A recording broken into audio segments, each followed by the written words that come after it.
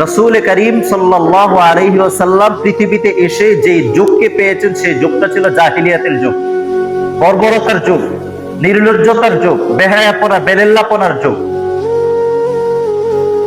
মাত্র 23 বছরে একটি অসভ্য, বর্বর, নিগৃহীত, নির্যাতিত, নিষ্পেষিত, নিপীড়িত জাতিকে চরিত্র সভ্যতার সর্বোচ্চ শিখর তিনি পৌঁছে দিয়েছিলেন।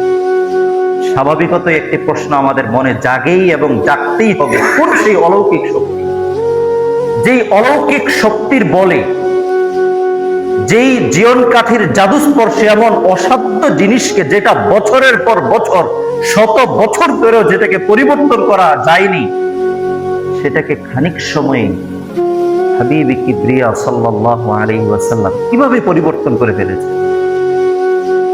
সেই অলৌকিক শক্তিটির নাম হলো মহাগ্রন্থ আল কোরআন। বলেন, সেই অলৌকিক শক্তির নাম কি? মহাগ্রন্থ আল কোরআন, আর সেই সাথে সুন্নতে রাসূল সাল্লাল্লাহু আলাইহি ওয়াসাল্লাম।